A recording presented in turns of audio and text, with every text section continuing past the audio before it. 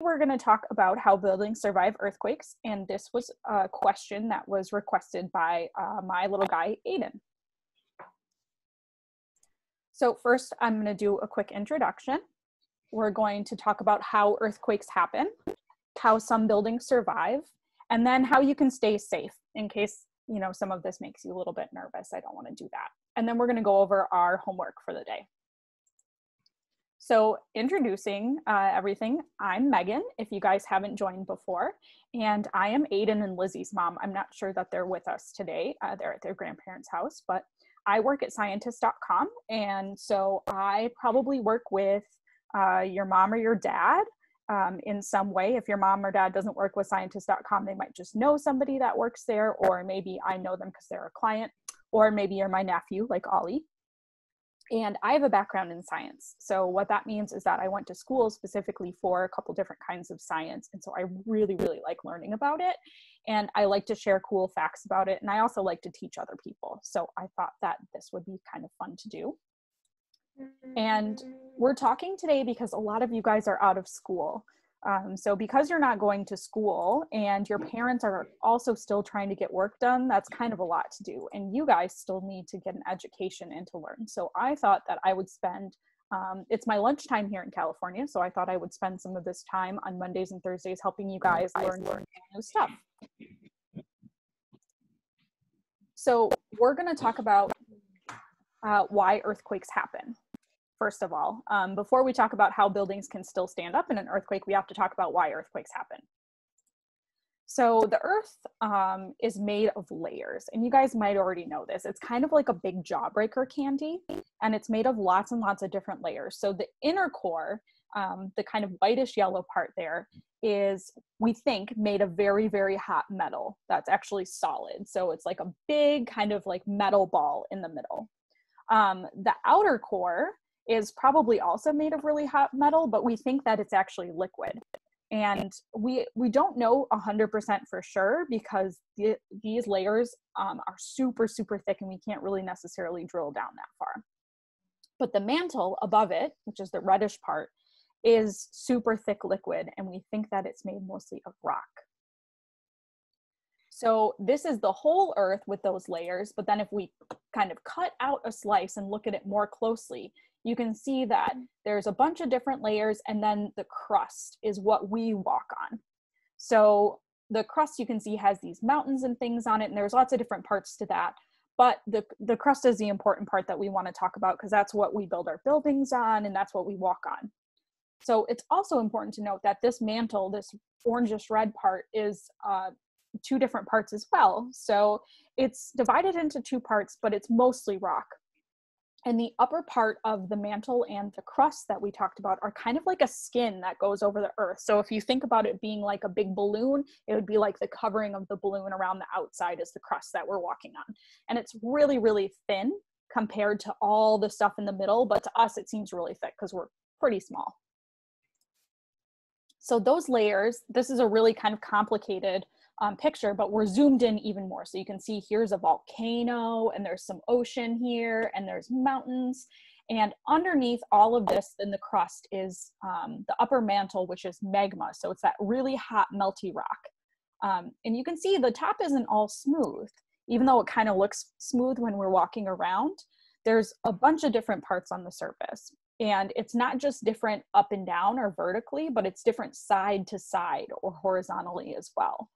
So actually the surface of the earth is kind of like a big jigsaw puzzle that covers this big ball that the earth is. So more than being like a smooth skin, it's a bunch of pieces that kind of touch and bump up against each other.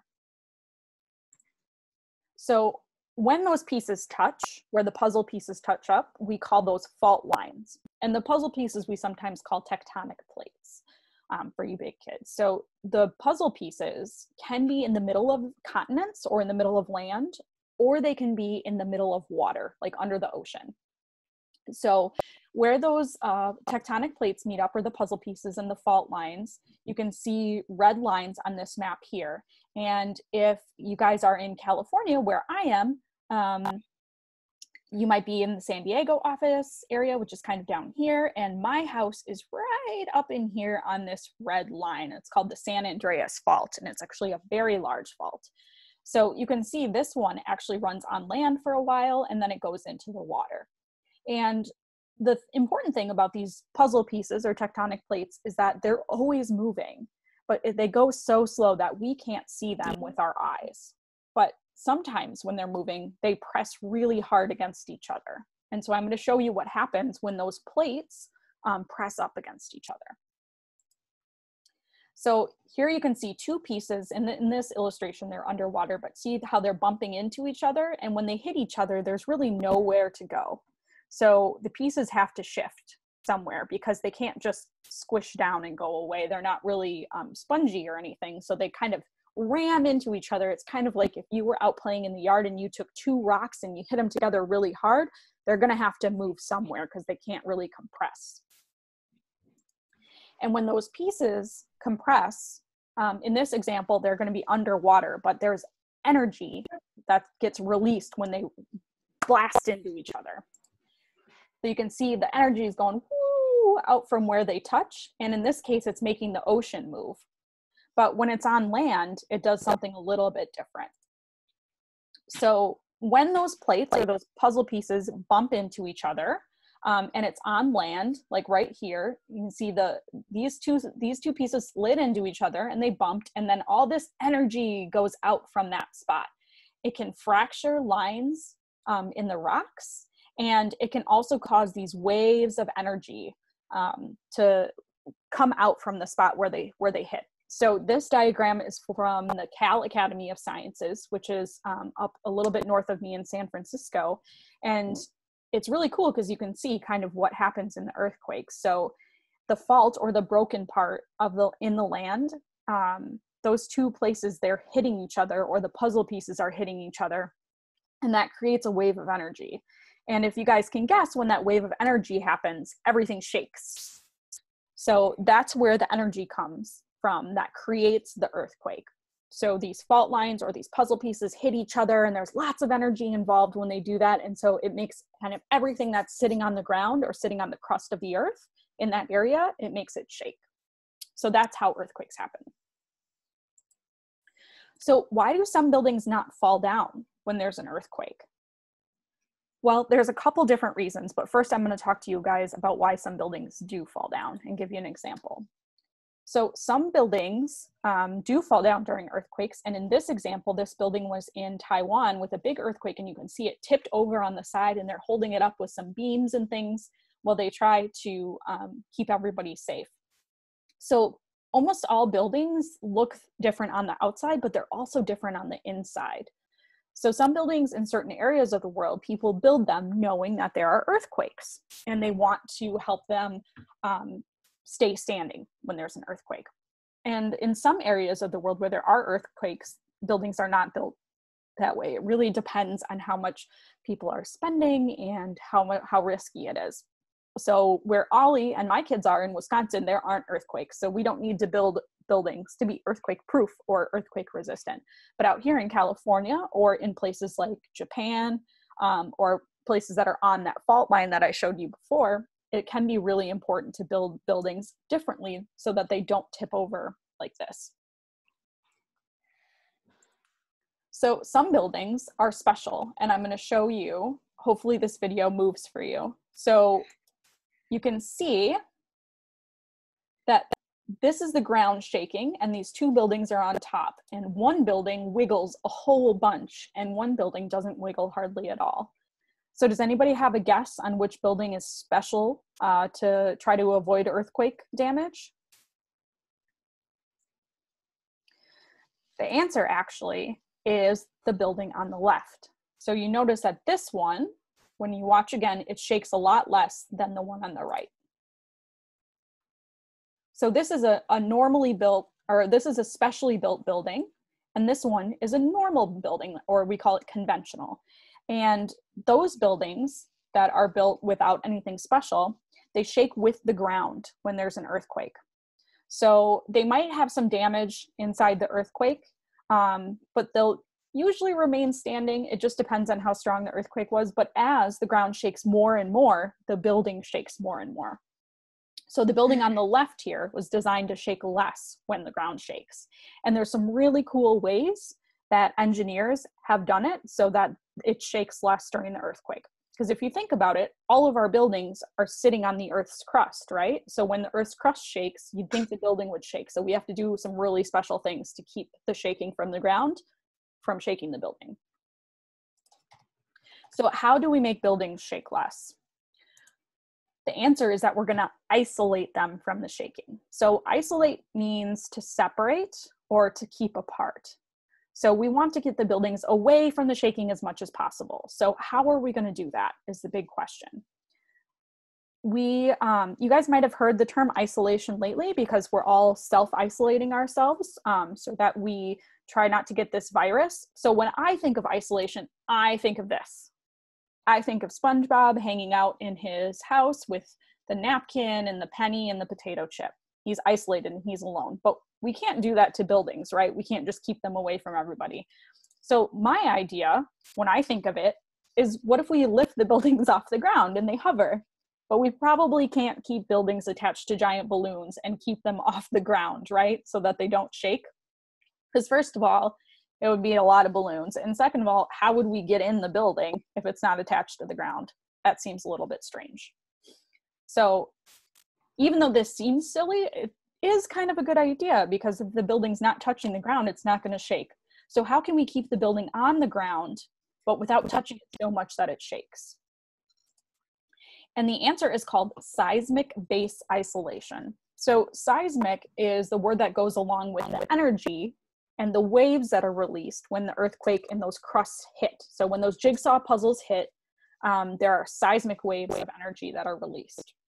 So what we do, or not me, but engineers, is they create special little feet or big shoes almost that go underneath these buildings. So you can see in this tall building over here, it's got these special little feet underneath. And this is what it looks like in more, like if you want to see the size, in real life, you can see there's a person standing kind of behind here, and there's a big old shoe or a plate here. So what that is layers of rubber and metal inside of there, and they're underneath the building holding it up. So because there's rubber and metal in there, you can kind of imagine when you bounce on your shoes and they squeeze down and squeeze back, when the rubber does, when you hit the pavement, that's kind of what these big building shoes are doing. They're absorbing some of the energy from when the ground shakes. So because they're taking all that energy in where they are, there's less energy that transfers up to the building and makes the building shake. So there's this cool picture. Here's the foundation of the building in the ground, and here's the floor of the building, and in between it are those cool kind of shoes I showed you, so the isolators. So you can see there's layers of metal and rubber in here, and they wiggle during the earthquake, but they keep the building from wiggling. So they're kind of shaking underneath and absorbing energy, but the building isn't absorbing that energy. There's another really cool kind, and I wanted to show this to you because this is right by where I live. So this is another type of seismic base isolation that we talked about. And in this example, this is the Apple headquarters here in California. So it's less than 2 miles from my house, and this huge ring holds 12,000 workers in it. And it's very, very busy. You can imagine there's lots and lots of offices and things in here, and this is a very huge, expensive building. So they wanted to do extra cool things to protect it in case of an earthquake and to protect all the employees that work in there. So what they did here is they did seismic base isolation like we talked about before, but this one looks a little bit different. You can see it's a little bit flatter, and there's a couple different pieces, and it's not quite as big when you compare it to this person, but it still is underneath the building, like little shoes.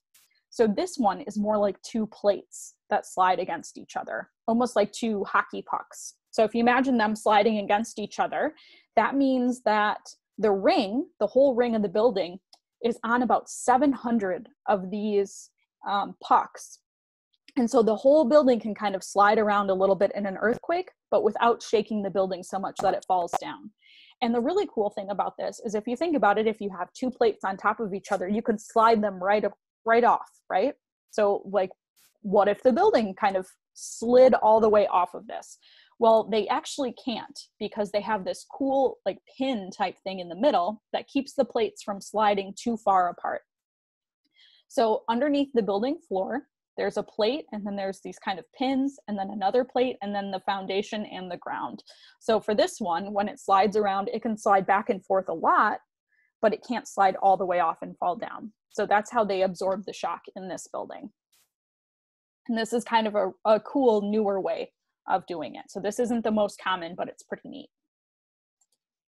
So how can you guys stay safe? And I don't want anybody to feel scared, because earthquakes can be very small so that you can't even feel them. And they do happen sometimes. They've happened a couple times since I've lived here in California, and I haven't even felt them. So a lot of times they're not really even noticeable, and there's little ones. And then some of you guys live in places where earthquakes are not even an issue at all. Like in Wisconsin, where Ollie lives and my kids live, no earthquakes. So it's not a big deal. But it is always important to have plans for how to stay safe in any kind of an emergency. So I wanted to spend a little bit of time talking about that today.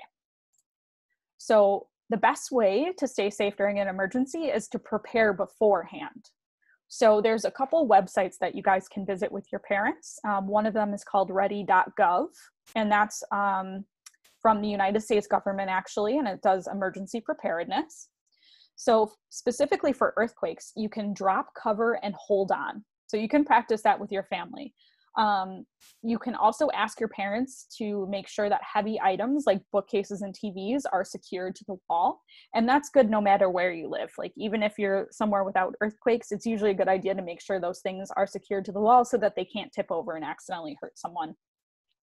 You should also ask your parents to make sure that heavy and breakable things are on lower shelves so they can't fall from up top and hurt you. And you should make a family emergency plan for communication and an emergency supply kit. And when you do that, don't forget about your pets, because they need emergency supplies too. So if there is an earthquake and you can feel it, during the earthquake, if you're in the car with your mom and dad, they should pull over and stop and set their parking brake. If you're in bed, you can kind of turn your face down and cover your head and your neck with a pillow. If you're outside, you should stay outside. But one of the important things is to drop, cover, and hold on. You can see at the bottom here. So you want to drop to the floor. You want to cover your head and your neck, or get under something like a table maybe, and then hold on to stay safe. And you guys can practice this with your family. I know Ollie has probably practiced getting ready for a tornado or something like that. But you can practice things like this with your family if you want to help prepare. And then after an earthquake, you should always check to make sure that you're not hurt. And if you are hurt, you should tell an adult or someone around so that you can get some help. And then if something is wrong with the building you're in, you should go outside to your family meeting place. And a family meeting place and a plan is actually important for any other kind of emergency too, like a fire or a tornado or anything like that. So sorry, the cat just came by.